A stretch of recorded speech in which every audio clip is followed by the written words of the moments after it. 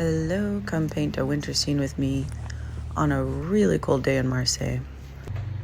I'm still trying to figure out how to paint on walls. As you can see, this one seemed pretty good, except the construction was happening just like 30 feet away and it was freezing. So I tried to set up on the wall, which was fine, except it wasn't because it was so cold I could barely undo the tape. And then also the wall was a little too textured, too rocky, as you can see. So the tape that I had just wouldn't cut it, to be honest.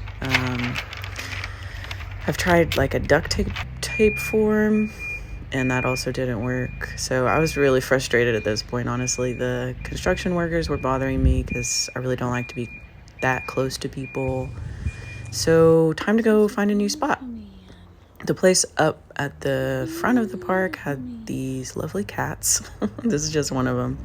But it was really low to the ground, which, hi baby, which kind of made it difficult to work. And then the pigeons were everywhere. So they kept flying at me and sort of over me, and this was clearly their spot to like find food. But anyway, we did persist and started the painting. This is a winter scene of a winter creek, which I love. It is Central Park in winter. I drew it off of a photo from my friend.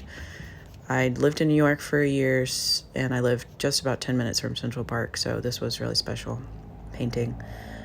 And my best friend still lives there, so I was really excited to do an actual winter scene. It was still December when I made this, and I just been really loving the winter practices and colors and solitude that goes along with the season, and I wanted to honor that in an actual painting of my own. So voila. A lot of art making for me is figuring out a balance of when to work on the painting, when to rest, and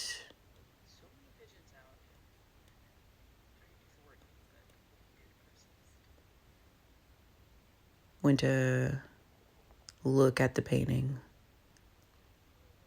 This part had still a lot of red, so I went back and covered it with gray so that it didn't look like a murder scene.